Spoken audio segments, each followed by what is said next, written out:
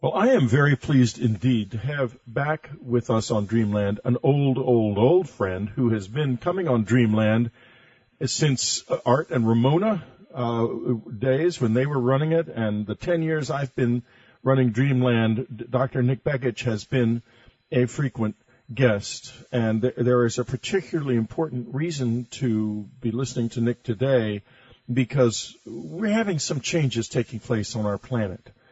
No one really understands exactly what is going on, but clearly one of the world's leading experts on HAARP might be able to tell us more.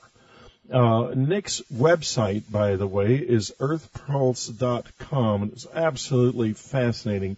We're going to also be talking about controlling the human mind and the technologies that are coming into place that may impact our ability to think for ourselves and give people we may not want to have anything remotely like that, almost total control over how we think and what we do think. Nick, welcome to the program.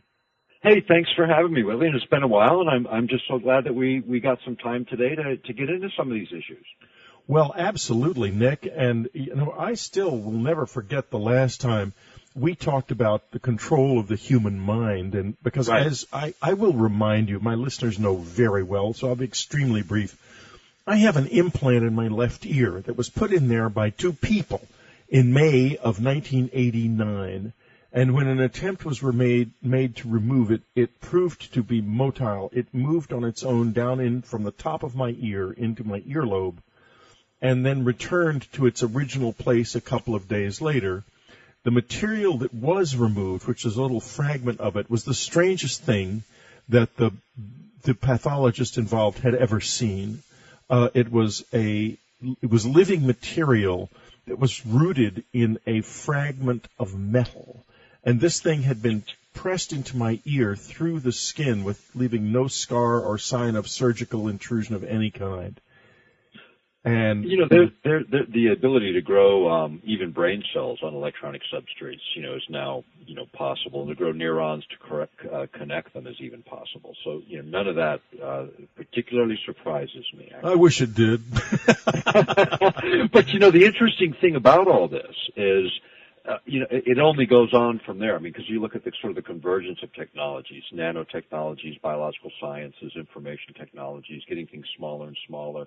The ability to do more with less, or really replicate what's going on in the human body in a very precision kind of way, with the combination of biological and electronic circuits. And I think we're going to see a lot more of that, not less of that. Some of it will be good, and some of it will be bad. And I think that's sort of looking at the landscape of new technologies, guarding personal liberty, personal freedom, and intrusions is going to be a big part of this century.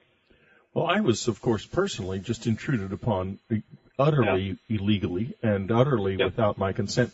Do you have any, given your extensive knowledge of both electronics and mind control, any idea of what I've got in me? Because I have to tell you, I was afraid to have another attempt made to take it out because of what it did. Yeah, I don't know. It could be just, small circuits like that for tracking purposes. Because for identification purposes, being able to, sort of target the right individual, being able to segregate people from the herd is part of that whole mindset. So who knows? But, mind control technologies, can be precision, in terms of driving them at an individual, or on a more mass, kind of scale. And so, that becomes part of that whole scenario. But I think a lot of the miniature technologies these days that are being, sort of put out there are for absolute identification and tracking purposes. And I think we're going to see a lot more of that sort of discussion against the backdrop of security and panic. The stuff security and panic. Nick, what do you think? What kind of technologies are out there? Let's talk about the two areas separately. First, let's talk about the smaller area. What kind of mind control technologies are probably available now to somebody that could impact the individual? Well, there was technology developed by Woody Norris, who you may be familiar with, and this was developed and actually won the MIT Lemelson Prize in, I think, 2005, and it was acoustic heterodyning, where you could actually point a device at an individual and you could send a signal that they would perceive as a proverbial voice in the head, like people hearing our voices on radio today, and yet no one around them would hear a thing. That kind of targeting, exists, and the technology's been around for quite a while. You can go into sort of the more esoteric sort of mass technology, but for individual targeting, the idea of sending a signal that a brain will interpret as the same as an acoustic signal, or something the ear would normally pick up. Because I had another experience, which I'm going to tell you about, because I think you might be talking about that technology. I have been oppressed since I wrote my Close Encounter books, obviously. I mean, to be frank, I've had these pigs all over me, to be honest with you. And once I was asleep in a condo in Texas, in a bedroom that was right on the little garden, and then there was a sidewalk and then the street, so it was readily accessible to the street. Right. I was about half asleep, and when suddenly I heard a voice in my mind, in my head, in the center of my head, that sounded more like I had on earphones, but I didn't have on any earphones, than it did anything like sort of that you might think of. I've never had a real voice in the head type of experience, except one that sounded like this. So, and it was this voice, this male voice, very nasty male voice, threatening to kidnap me. And I thought, wait a minute. I'm not dreaming. I'm not that asleep. I woke up totally dead awake, and the voice continued on. We're going to kidnap you and all this stuff we're going to do to you. And so this is not coming. This is not in my head. This is coming from the outside. So I jumped up, and I ran out on the porch, and there were two guys standing there with a little square thing, a little oblong thing with a silver oblong thing, about twice the size of say an iPhone now, although this was a little before those existed. They looked at me surprised, shocked, and ran off down to the street, jumped into a car, and drove away. Well, this technology, you can use any electromagnetic carrier to send all kinds of information, but if you can modulate it correctly, you could use a microwave, or you could use something else, that would have a lot more, sweep or penetration. But yeah, this is exactly it. The kind of technology that does exist in several different forms. The idea that you can basically think about it like something actually coupling with sort of that part of your interpretive system for looking at your senses, and what the military is now calling controlled effects. In fact, in June 2004, that was a cover story in Technology Horizons, which is put out by the Air Force Research Lab, was figuring out a way to sort of override all of the senses, sight, taste, touch, smell, hearing, all of it, in such a way as to create even complete experience sets. Something we've written about in a couple of our books and publications over the years, and where you couldn't distinguish one from this sort of artificial experience set from the real one. Think about that in terms of sort of what people go through in life. And so when you start to think about those things, all kinds of things become possible. And government has had this technology, for at least in the public, open research for perhaps over a decade.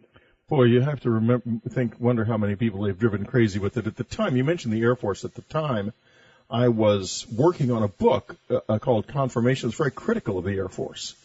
And a couple of years later, just as the book was being published, there appeared in Parade magazine a story to the effect that I had discovered that I had temporal lobe epilepsy and made a large contribution to the Epilepsy Foundation.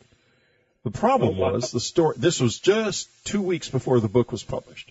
The story was a complete fabrication. Everything I have ever done medically has indicated my brain is perfectly healthy. I don't have temporal lobe epilepsy at all.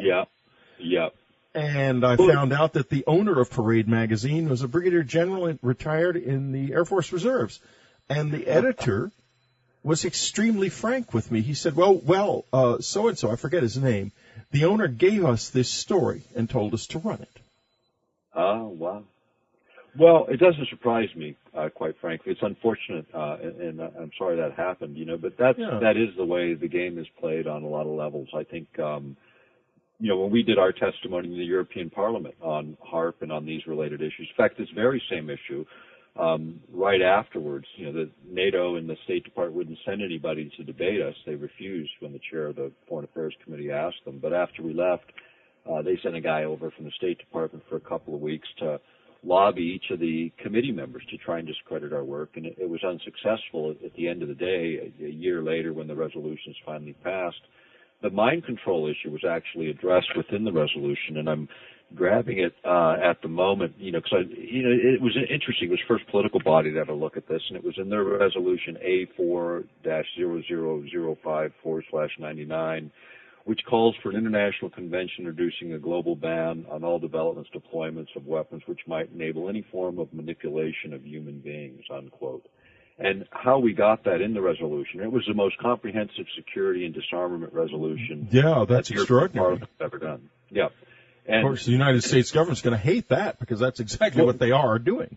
Well, exactly. And what happened later is that same resolution authorized their scientific and technology research group in the European Parliament to actually look into the issues that we had identified and some of the other issues dealing with some of the new technologies that were emerging. And those became the subject of their STOA reports a couple years later. In fact, they're quoted extensively in our book, Earthrising the Revolution. And when we got into all of these issues, and we actually demonstrated the Earth Pulse sound wave, a device that transfers sound information using transducers. You couple with the body in a way that allows the signal to move. But it was used to demonstrate this sort of concept of sound coming in another direction. And then it was just a few years later that Woody Norris actually demonstrated that and won the MIT Lemelson Prize for doing so. Wow. Well, Nick, we're going to be back in just a moment with Nick Begich. Nick's website is earthpulse.com, extremely informative. There's lots of things you can buy, useful stuff on his website, among them Controlling the Human Mind, a book I have read. I have interviewed Nick about it before some years ago, and It is an excellent, excellent journey through this whole area. And nothing helps more than understanding what is actually going on. Later on in the program, Linda Moulton Howe's got something pretty hot to say about supernovas. We'll be right back. Subscribers, the Dreamland Festival 2010 is now available for purchase in the unknowncountry.com store. Click on the store tab, go to the latest, and you will find it. Do come and be with us in Nashville, June the 25th through the 27th at the Scarlett Bennett Center, the same as last year. The whole crew is going to be there. Me, Ann Strieber, William Henry, Jim Mars, Linda Moulton Howe, and Marla Fries. So it's going to be very, very exciting and a lot of fun, as always. There are only 130 seats, and we had to turn people away last year and the year before. So please don't wait until too late and then end up coming to the door, as some people did, ready to come in, and there were no seats. So do sign up online and do it soon. Your 10% subscriber discount does apply. Should you not see the discount show up as you check out, just let us know. Send subscribers at unknowncountry.com a note saying that you didn't get your 10% discount, and they will take care of giving it to you. So I hope to see you at the Dreamland Festival. It's going to be a load of fun this year. And for details about the extraordinary program, do not miss the write-up at unknowncountry.com store, and then click on the latest. It'll be the first item there. We are talking to Dr. Nick Begich, his website, earthpulse.com. Don't miss a single day of earthpulse.com. Plus, you can sign up for Earth Pulse Flash. Don't get left behind. Earth Pulse Flash, how often does it come out, Nick? Usually about once every 4 to 6 weeks. We don't overburden people. We don't share that list. But when we have good information or things we think are important, we pass that on to folks that are on that list. And it's free. It's just a way to keep up with some of the things that we're up to and some of the things we think are important for people to know. Lists like this, doing things like this, how many people even know about this. You get behind the scenes with people like Nick Begich, so don't miss it. Do it. Sign up for it. It's absolutely free. There's nothing to lose, and he said he does not share his list with anyone, so he's just like Unknown Country's newsletter. I would suppose that we don't share our list with anyone either. Nick, before we left the air, we were talking about individual methods of penetrating and controlling the human mind, and some pretty scary stuff about how far along this technology is and the United States' efforts to prevent you from addressing it in any meaningful political way, efforts that failed. Now let's talk about large scale, because we are right now in a very unusual period on this earth. There's a lot happening both in the climate and in terms of earthquakes.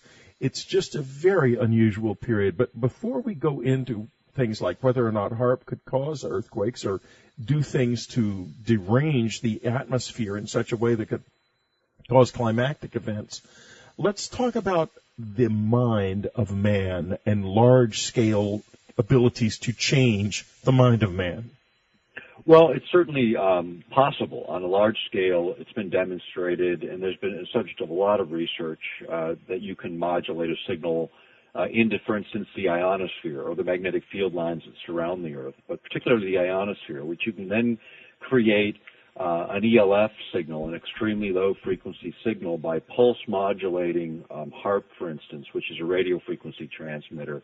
It's kind of like thinking about it punching the ionosphere. And with each punch, the ionosphere vibrates a signal back down, which happens to be, in this case, in the ELF range, extremely low frequency range, which can affect the emotional state of people over a complete hemisphere. And it was kind of psychic driving that Persinger at Laurentian University talked about, the kind of signal that could create sort of this sense of fear or foreboding or general agitation. And here's what's really important about all of that is these larger systems, when you think about them on these terms, or any system, whether it be radio, TV, power grids, can all be modulated to carry a signal to generate very rapidly an emotional change in people. That's an important thing, I think, for people to generally recognize as a technology. In fact, U.S. Army Quarterly, U.S. Army War College Quarterly Perimeters actually did a story on this back in the 90s, and we quote it in our books, but talking about the various ways to carry a signal. And I think the important thing here is the general agitation. What was discovered in all these mind control research projects was more than just controlling people or manipulating people and transferring voices or creating emotional disturbances. What they really learned was sort of the anomalous side of the equation, what human brains were capable of, which, when you look at the parapsychological element of this research work, it gets pretty interesting. And that I think scared government more than anything when they realized sort of the latent capability of the average human brain. But if you remain in a state of fear or agitation, you can't ever reach those higher states of consciousness. That's just a law of nature. So you need to separate yourself from sort of that transmission noise. And maybe it's deliberate, these days. Maybe the fact that we live in urban areas around high-frequency signals that keep us in a constant state of agitation is deliberate, because it certainly denies us our birthright to reach our higher states of awareness. Well, exactly. And, it also, I have to tell you that I have a very sensitive kind of my ear to the ground with so many people coming to my website and dropping me emails and coming on my Facebook page. And I felt it too. You mentioned this being able to generate an air of foreboding. On February the 22nd, I published on my Twitter account and Facebook page a statement to the effect that I felt a sense of foreboding. And there was a huge response from all over the world. People felt the same way. I had a sense of pressure. And indeed, a few days later, here comes the Chile earthquake. Right. And that sense of pressure. I don't think we're so disconnected from that, Whitley. I think, in fact, we're so entwined in that at some levels that it's a question of awareness, and we have so much background noise today. Even if you think about radiation and electromagnetic fields as sort of background noise, what we have today is 200 million times more background noise in climbing than we had when radio was first invented 100 years ago. So, I mean, it's like being born into a loud explosion. We don't even hear the noise anymore. Yeah, except when you do. The power. Well, when the power goes out, we all notice it.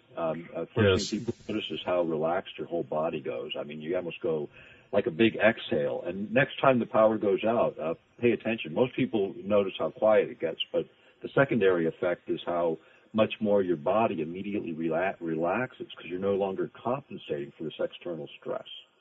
That's very, very interesting because, you know, we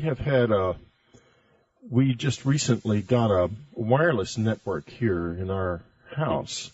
Right. I'm thinking it might have been a mistake because I'm thinking about cutting it off and going back to the old Ethernet, which I had for years. I had a wireless network about 3 or 4 years ago, and there were physical effects I could notice, and among them sleeplessness and other things like that.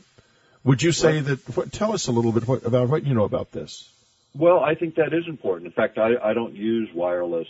I mean, I'm intruded on. I mean, if you look at my screen, you can see how many of my neighbors have it. You know, it's like a dozen of them overlapping signals that show up on my machine. So even when you don't have it, you kind of hit by it. But the closer you are to these sources of energy, the more impact there is. And a lot of these things are time and duration, like cell phones. You know, it's not using them once in a while. It's the fact that most people use them for hours, you know, every day. Same with portable phones. And the wireless transmissions, some of them are transparent, like static between the channels.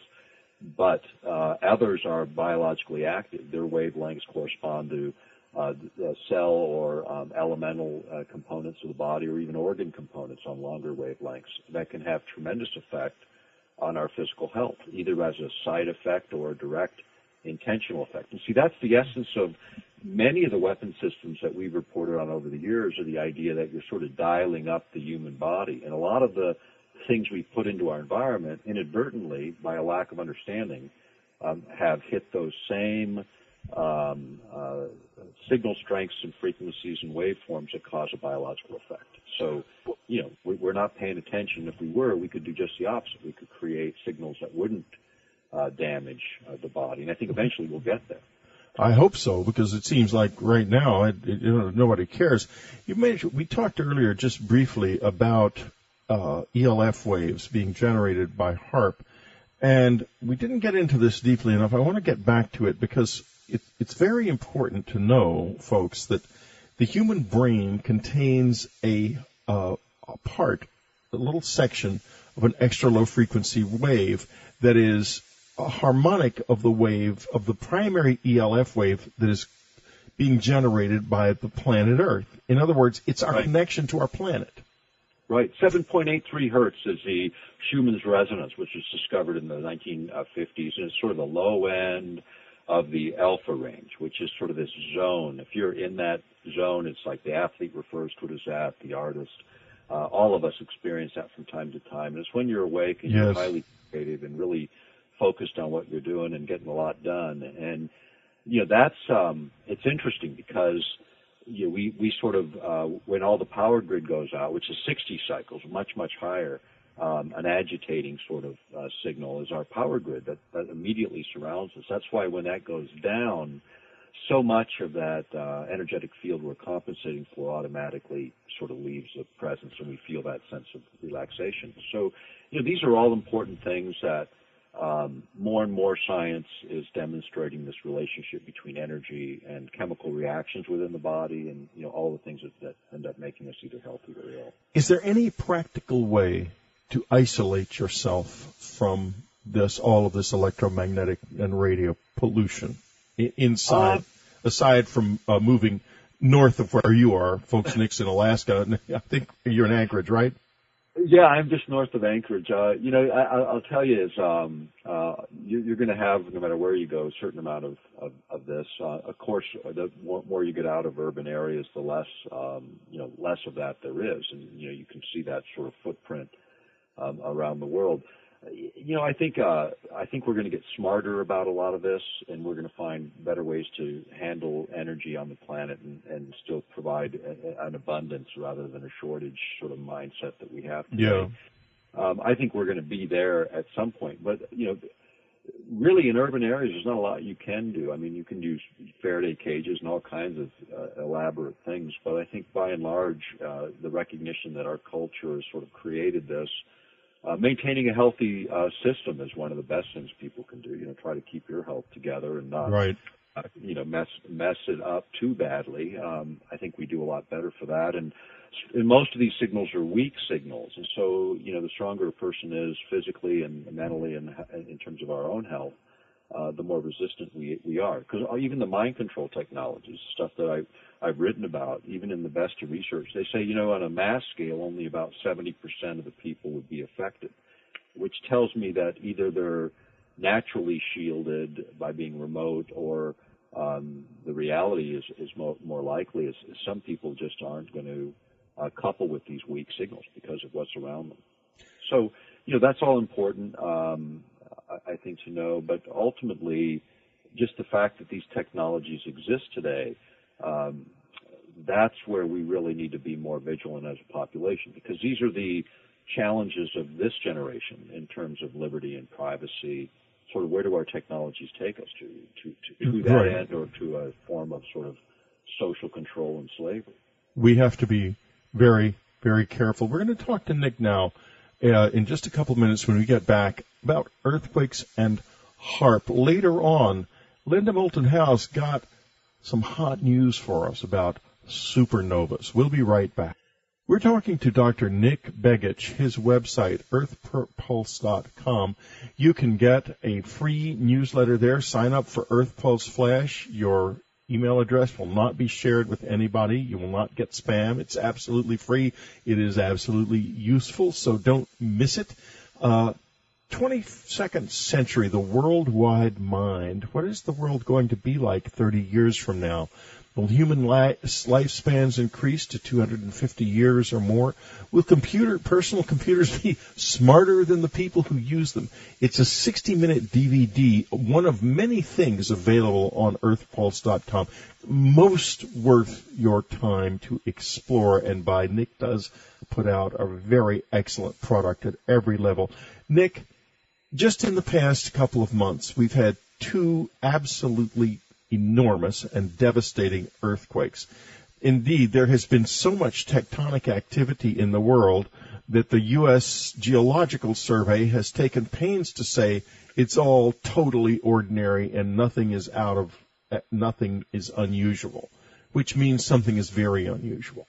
Yeah. That's the thing about all of this right now is we're going to probably see a lot more, and there's a variety of reasons. I think there's the natural cycles are a big part of it, as well as emerging technology. And every time now a major event occurs, there's someone that points out that, hey, maybe it's us doing it to ourselves. And one of the things that's sort of been learned along the way, and in fact I'll use a real quick quote. It comes from Earth Rising, the Revolution. We see this quote a lot now. When we published in 1999.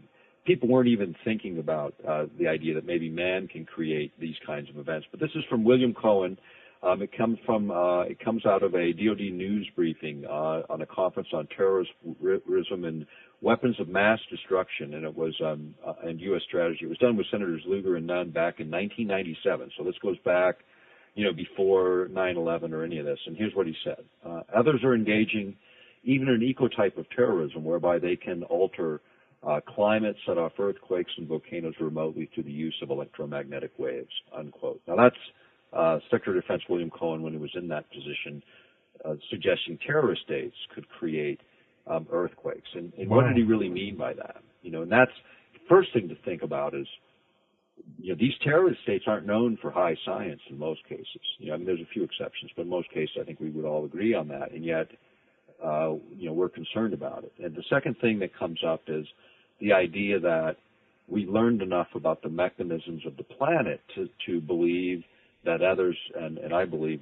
we can do this. We can trigger these geophysical events. In other words, there's already energy built up within the planet that's, say, in a fault zone that's got some stressors in it. And if you could resonate a frequency that was correct, that would capitalize on that energy and cause it to just sort of magnify and release, Wouldn't that be interesting? And it's interesting that a lot of earthquakes, you'll notice ELF signals or low-frequency signals emitting from those source areas before the quakes actually go off. And then you get other kinds of things that occur. You get electromagnetic events in the ionosphere that occur with great quakes that make you wonder what that electrical connection is in terms of stimulation. So there's been a lot of research in sort of how do you manipulate an earthquake. One of the things about HAARP, as an example, is it can manipulate gravitational waves, which is some of the last work that Eastland was done before he passed away in 2007. And he did a paper on this, and the idea that you could manipulate a gravitational wave for weather modification, but you could also perhaps manipulate it for an earthquake generation, makes all of these quakes now sort of suspect, because you got countries like Venezuela and China and Russia and others claiming to have or know of this technology as well. Now we have to suspect everything, and so that's sort of a new paradigm in all of this. There were quite a few bizarre lights seen in Chile immediately before the earthquake. In particular, one I saw, which is a ring of red glowing clouds that was brightly lit by the setting sun. What was going on? What are all these lights about? And go ahead. There's a lot of energy that's released when two plates slip. When that amount of energy, just in terms of an electrical discharge that comes from it. And here's the question that we've had, and this occurred with a great quake here in Alaska in the early 60s, before any of these HAARP systems were around, as an example.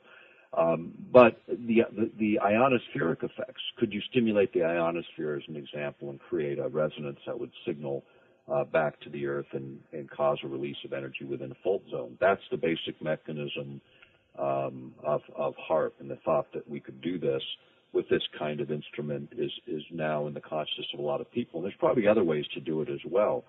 Thermonuclear detonation was sort of the primitive way that people thought they could trigger these kinds of events. But of course, we know that. I mean, surely someone would say something about that if it was, say, done underground inside a fault zone. Right, but now you have these other ways to sort of do it where you have some plausible deniability. The thing about it is you're using a coherent signal, a signal that's rhythmic and which indicates that it's man-made as opposed to the randomness of nature. And so if you look for those signals and you know what you're looking for, and this is where international monitoring of this kind of technology could easily take place for both earthquake generation, climate modification, mine control, all of these things. And you could actually build circuits that would block those signals from things like TVs and radios and power grids, and at the same time identify those that are producing those signals and triangulate their positions and know absolutely who they are, unlike burying a nuke in a silo. Right. So, we have an opportunity with all this technology and understanding it. The problem is a lot of it's classified because it's used for weapons uses, not for the benefit of maintaining life, liberty, and privacy in the United States. Right. It's unfortunate, isn't it, that so much technology has been denied the public in the interest of an essentially pointless endeavor. Yeah, and here's the biggest thing in all of this, Whitley, that I think where the next evolution is. We did this conference on mind effects back in when I was working with the Lay Institute on Technology. And one of the things that everyone came to that I thought was pretty interesting is the next evolution is going to be the awakening of the superconsciousness of man, which is this anomalous set of capabilities that we have. And I think that's really the big... What are some of these capabilities? Well, we used to talk about them in terms of ESP, extrasensory perceptions, mental telepathy, the idea of telekinesis, all of these sort of anomalous human, super memory, all that kind of thing, remote viewing, these anomalous human capacities that have lots of different names to describe the phenomena, but nonetheless have been recognized from every generation for millennium. Those things, I think, that's sort of the next leap, and a lot of people agree that that's the next leap of mankind, and it's one that corrupt governments and corrupt systems would have no defense against, quite frankly. Which they will therefore try to suppress in any way possible. Yeah, to maintain the status quo and whatever it is, and I think we need to not be so fearful, and the fear is the enemy, because it immediately puts us in a mental state that if you were to look at an EEG, you'd recognize you'll never reach a state of consciousness where you'll access any of those higher abilities in a state of fear. So that's the enemy. That's what we need to guard against in all of this. And understanding the technologies generates a certain amount of anxiety, but recognizing that we are much more than that can give us at least a better place to focus our attention. And that's what I think we should be chasing as human beings. Not so much identifying the adversary as once recognized, knowing that we as human beings have this innate capacity that if we can recognize how to sort of blow through our disbelief systems, we'll be able to actualize again. That's where the action is. That's what the challenge of this generation, I think, ultimately will be. And the technologies around us are a metaphor or a backdrop for what is truly possible in terms of human capacity. Nick, about a month ago, I was driving up the California coast from San Diego to Santa Monica, and it was sunset.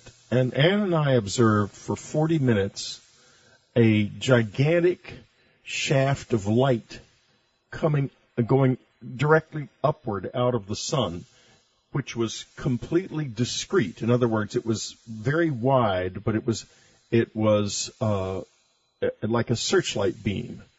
And that remained present for 40 minutes until the sunset finally faded, and it was not affected by clouds or anything. In other words, we saw it behind various different cloud formations. It wasn't something being caused by clouds. What was it, do you think? Boy, I have no idea. That's interesting. And that's because other people are reporting seeing these big beams of light in California recently too. I've got a number of reports of this. Yeah, the thing I don't know what that would be, but the things that when you talk about in the context of earthquakes, the things that you kind of watch for is you watch for unusual ionospheric disturbances, usually micro tremors that are like a low frequency, very low energy tremors that can be spidered over large periods, and you see these manifest in different places. For great quakes. Well, sometimes they end up bombing the energy, and actually they release enough so there is no quake. And that happens as well. That happens too. There can be microquakes can actually be a good thing.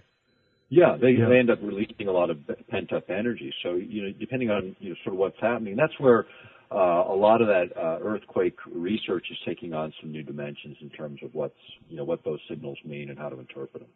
Well, Nick, it has been a great pleasure, as always, to be with you. Nick's website, earthpulse.com. Go over there and sign up for his free newsletter. You won't be sorry. And there are a lot of fascinating things on this website, controlling the human mind. And I'm just glancing at the front page of it, 21st Century in the Worldwide Mind, something that I want to talk to you more about, and I want to get this book so I can do that.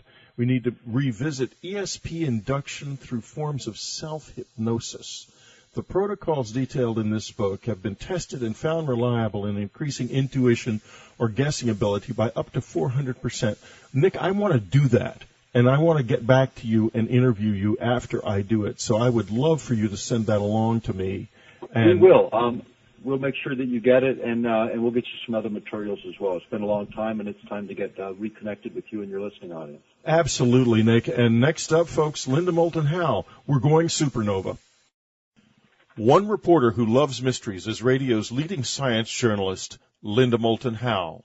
She's an Emmy Award-winning TV producer, documentary filmmaker, and the reporter and editor for EarthFiles.com, the Internet's most respected edge science website. Today, she has an extraordinary report for us on Death Stars. Are they out there?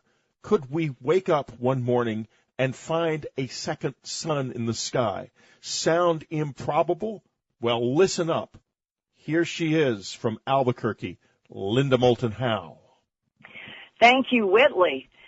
And the January 5th, 2010 issue of Scientific American headlined an article about, quote, a supernova star too close for comfort to Earth, close quote.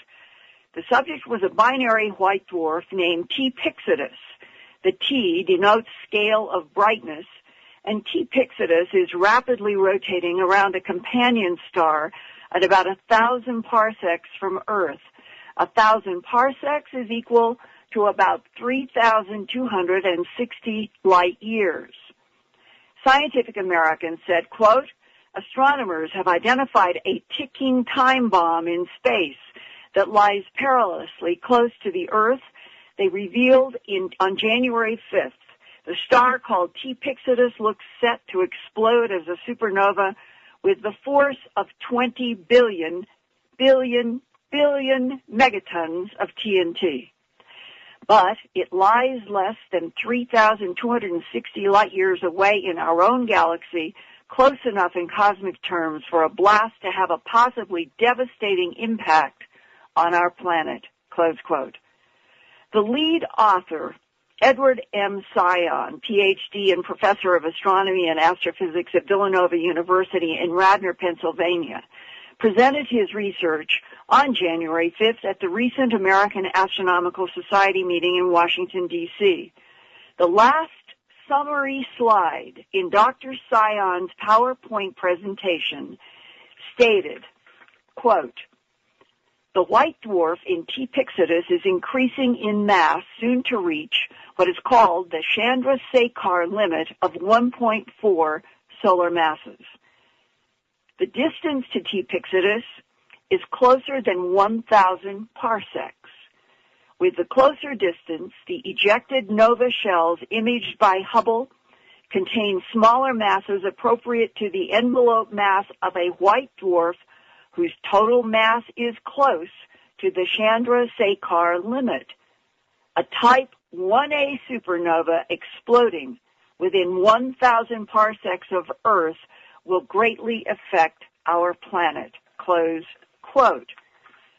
Even if that white dwarf, T Pyxidus, blew to smithereens today in what is known as a type 1A supernova, Earth scientists would not know for 3,260 years because the gamma ray radiation travels at the speed of light, and that's how far T Pyxidus is from Earth, 3,260 light years. But since our solar system is in the Milky Way galaxy, filled with potential supernovae and even much bigger gamma ray bursts from much larger dying star deaths, could we be hit by a blast of gamma rays large enough to knock out our ozone layer? If that happened, all surface Earth life, including humans, would be exposed to deadly UV and gamma ray energies no longer blocked by the protective ozone layer. Has that happened before to our planet and caused one or more of the half-dozen extinction events that mark the life and death evolution of life on Earth? First, I talked with Professor Sion about his T Pyxidus research, and then I called Professor Adrian Malott, Professor of Astronomy and Astrophysics at the University of Kansas in Lawrence. He does not think that a type 1A supernova at 1,000 parsecs would ever have enough gamma radiation to harm Earth.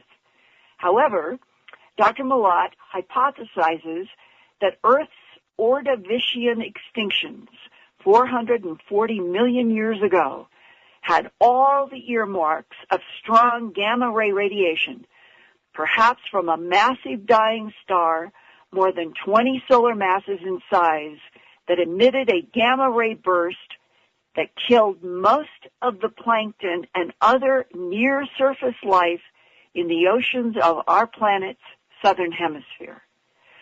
So first, I'm going to start with Professor Sion, who is worried about T Pyxidus. And then you're going to hear from Dr. Malott, who is not so worried about T Pyxidus, but is worried about the possibility of other massive stars suddenly exploding as they die, and that the gamma ray radiation, if it's near the Milky Way galaxy, could still do harm to our Earth's atmosphere. Here now is Professor Sion. And a supernova explosion is 1 million to 10 million times more powerful than a classical nova explosion. And a supernova explosion on a massive white dwarf is what we believe happens when a white dwarf is close to the Chandrasekhar limit, which is 1.4 solar masses for a white dwarf made of carbon in its core. We think that what happens is that the temperature of the white dwarf in the core keeps increasing and increasing to the point where carbon nuclei are moving so fast because of the very high temperature that they can fuse, stick together, releasing energy and undergo thermonuclear fusion. We call it carbon burning. If carbon burning is ignited in a massive white dwarf, then a complete and total detonation will occur. The thermonuclear fusion then goes out of control, and that results in the thermonuclear explosion that we know as a Type 1A supernova. And T. Pyxidus blows apart. Blows apart, leaving no remnant, no pulsar, for example, no pulsar remnant, no black hole remnant. There's nothing left. When T. Pyxidus would blow itself apart, why might that be lethal for surface life here? The T. Pyxidus system could be even a bit closer than that. And there's a range down to about 600 parsecs that we could still have model fits that are acceptable. So somewhere in the range of 600 parsecs to 1,000 parsecs would be the distance of T. Pyxidus when it undergoes a Type 1A supernova explosion. At that distance, what could happen here on Earth? There are other investigators who claim that even at 1,000 parsecs, even at 3,326 light years, there could be an effect on Earth's atmosphere. One such source has claimed that the amount of gamma ray emission from a Type 1A supernova at 1 kiloparsec would be enough to have a significant effect on Earth's atmosphere. For example, destruction of the ozone layer. Gamma ray radiation would completely destroy the ozone layer of Earth, which protects us from solar radiation.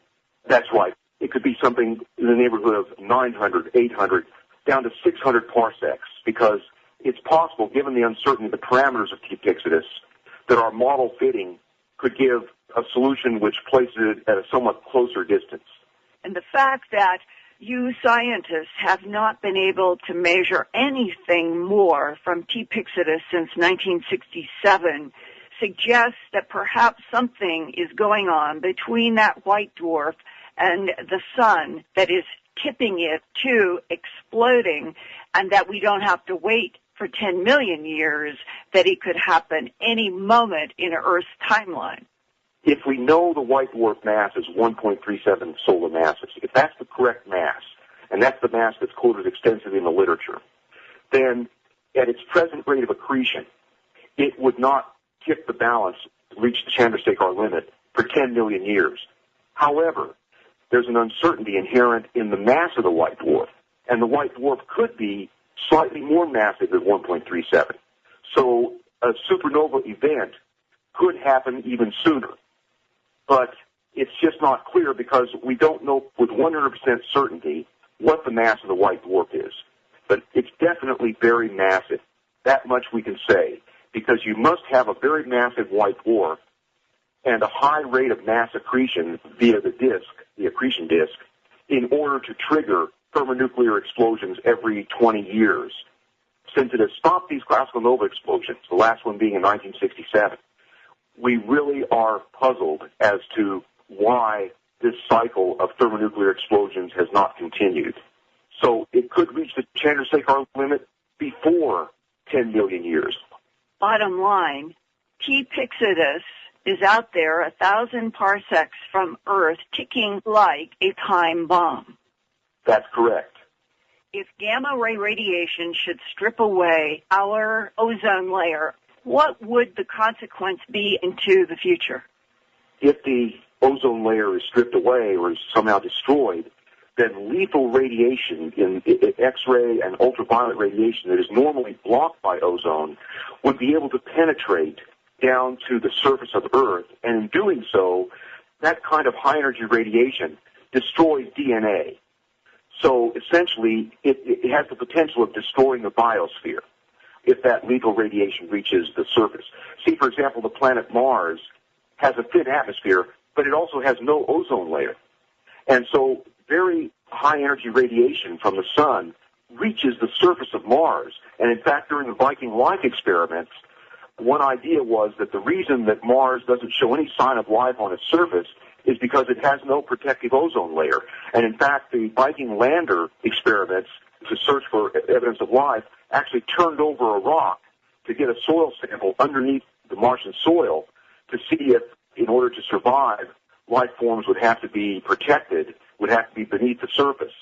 So it's not inconceivable that if a Type 1a supernova occurs close enough to Earth, that the input of gamma rays and X-rays could have a significant effect on the ozone layer. Stripping it away, leaving surface life vulnerable to solar radiation and X-rays. Exactly. I'm wondering, has anyone speculated about whether such a gamma ray radiation burst on the Earth could explain periodic extinctions? Yes. There is a professor at the University of Kansas, Adrian Malott, who has published extensively on this possibility in terms of gamma ray bursts, possibly triggering the mass extinctions in the Ordovician period. Adrian Malott, Ph.D., is professor of physics and astronomy at the University of Kansas in Lawrence, where he has worked since 1986 after earning his Ph.D. in physics from the University of Texas. In 2003, Professor Malott posed the question to his astronomy colleagues: what would gamma ray radiation from a supernova or larger gamma ray burst do to Earth? Is there any extinction event in Earth's history that might have been caused by intense gamma ray radiation hitting Earth? Here now is Professor Malott. One of the things we realized was that most of the radiation effects would be shielded by water, and just a very short depth would be pretty good protection. And so the Ordovician extinction had this odd characteristic that basically only things that floated on top of the water or had larvae that lived in shallow water were affected by this extinction. So the Ordovician extinction might fit. We noticed another characteristic. This extinction was accompanied by glaciers, by an ice age that came on suddenly and went away suddenly without repeating. And that's another thing that we thought might be a side effect of such a burst. Now, why would gamma ray radiation reaching the Earth cause an ice age? One of the things it does is the radiation breaks open chemical bonds that are normally too strong to be broken. You mean the ozone layer? This radiation can break that bond, and so now you have atomic nitrogen, and you can make all kinds of compounds that are normally present in low abundance. And one of them is nitrogen dioxide, NO2. It's a catalyst for the destruction of ozone. The other is that it's kind of brown in color. It's the thing that gives smog its sort of tea-brown color. And we thought that there might be enough shielding of radiation from the Earth, reaching the Earth's surface, that it would cool the climate. So that combination of water surface life being destroyed and a sudden ice age, those are the two main ingredients for looking at the Ordovician as being caused by gamma ray radiation reaching Earth. That's right. That was our initial motivation. How close to our solar system would that have to be in order to cause this kind of an extinction event? I believe most of the calculations we've done have been for a gamma ray burst 2,000 parsecs away, 2 kiloparsecs. We think that's close enough that could give rise to a gamma ray burst that could damage the Earth severely. Could you explain 10 parsecs and 100 parsecs? Now, a supernova is a different thing. Only a very, very small fraction of supernovae give rise to gamma ray bursts. But a supernova at 10 parsecs could do similar damage. Both of these things, supernovae at 10 parsecs gamma ray bursts at 2000 are things that are likely to have happened once or twice maybe in the last, say, 500 or 600 million years, which is the length of time for which we have a decent fossil record. And that the Ordovician right now is at the top of your list as possibly having the earmarks of at least a gamma ray burst.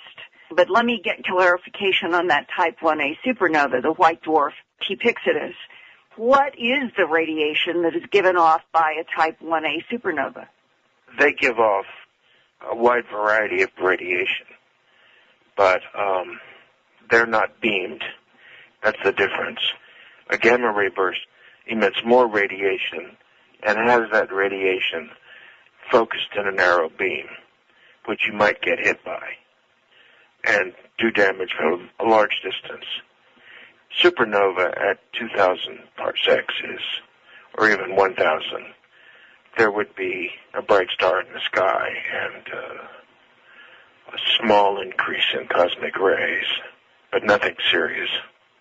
So from 1,000 parsecs down to 100 parsecs or 10 parsecs, if there was a white dwarf type 1a supernova at 10 parsecs or 100 parsecs, what would happen? Well, at 10 parsecs, you'd have an extinction event comparable to what I discussed for the Ordovician extinction, or gamma ray burst. At 100 parsecs, you might have, you'd have an extremely bright star in the sky. Probably see it in the daytime. You'd probably get some ozone layer depletion, enough to make people worry about skin cancer and so forth, but not the kind of thing that would lead to extinctions. Now, why is it that a gamma ray burst is focused in a narrow beam compared to a supernova? Well, gamma ray bursts, most of the long bursts, which are the more powerful kind, are thought to originate from very, very massive stars, like 30 solar masses, which are spinning very fast. And when they explode, there's a kind of a donut-shaped accretion disk of gas around them. And basically, nearly all the energy escapes perpendicular to the donut hole in narrow beams. The narrow beam that has to do with the dynamics of the spinning star is what produces a focus that could interact with Earth. Right, if it's pointed at us. Okay. And right now, as we enter into 2010, are there any star-like objects in our galaxy within 10 parsecs or 100 parsecs that might turn into a gamma burst or a supernova? Not that I know of. Since we're talking about light years and events that could take place right now, this very hour that we're talking, it would take 1,000 or 2,000 years to reach the Earth. Is there the possibility that there could be an intense gamma radiation burst that would hit the Earth that we did not know was coming? Sure. All these signals travel at the speed of light, so you don't see it till it gets here. And do we have any machinery, satellite, that is constantly monitoring for gamma ray radiation? And would we know in time to alert? I don't know. That's the question. Not from that kind of monitoring, because you don't know it's here till it's here. The only thing you can do is you might see a star that you think is on the verge of exploding or doing something. There is a star called WR104, which some people argued might possibly give rise to a gamma ray burst. How far from Earth? 2,000 or 3,000 parsecs. And might be pointed at us, might not. A supernova would have to be within about 10 parsecs to do that kind of damage. A gamma ray burst could do it from much further away. I don't think there's any supernova candidate close. A gamma ray burst is harder to spot. WR104 might give rise to one. Mm-hmm.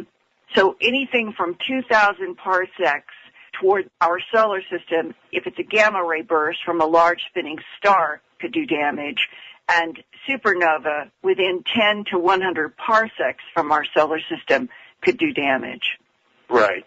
What what do you think the chances are that a sudden burst of gamma ray radiation could be picked up by instruments headed toward our solar system and Earth from a gamma ray burst or a supernova that we were not aware of? As a supernova, I'm not worried about it at all because there's nothing close enough to hurt us. As a gamma ray burst, it could happen, but it could happen so that we don't know it's coming. But such an event probably only happens on a scale of tens of millions of years. So it's incredibly unlikely. Meaning that the size of suns that would be at the end of their life and would be spinning and cause these beams of gamma ray radiation that would be close enough to hurt Earth, that it is both the distance of them and the frequency of them that keeps this from happening very often.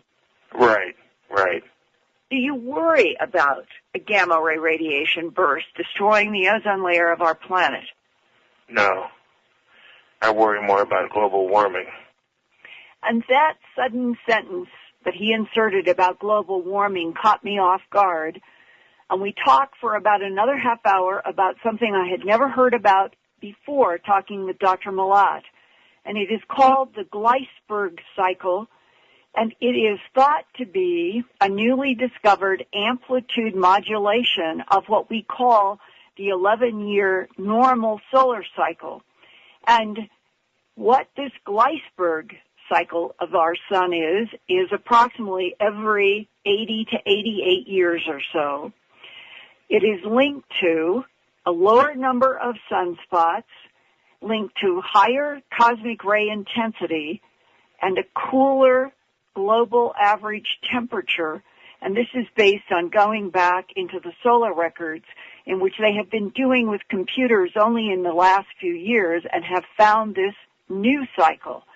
Is it possible that what we are experiencing in this very bad winter of the Northern Hemisphere in 2009 to 2010 could be not because global warming has gone away or that the global warming statistics were ever wrong, but that we are now in another solar cycle, the Gleisberg cycle, and that we might have 10 years of cooler temperatures, and then, as he pointed out, everything could start warming rapidly again. I don't know, Whitley, if you've ever heard of the Gleisberg cycle, but this was a revelation to me from an astrophysicist who's concentrating on a blast from afar and is more concerned about global warming. Well, you know, the global warming situation is really very complicated because there's a debate now that has gone wrong in a very profound way. The debate is, will it happen or won't it? The answer is that climate cycles have been on, this planet has had climate cycles since the beginning of time. And it's in a climate cycle right now. Where it is at the tail end of an interglacial. During this period, whether we were here or not, the climate would be highly unstable, as it is indeed right now. Frankly, because of the instability of the climate, nobody can be sure that anything anybody does is going to change the inevitable, which is, over time, this planet is going to heat up and then get real cold again, and nobody knows quite why. Right. And that Ordovician period that has always been a mystery, 440 million years ago, when everything was nice and warm and stable, suddenly changed into an ice age, and all the surface life and plankton in the southern hemisphere died. And that the answer could be the explosion of a dying star and gamma radiation.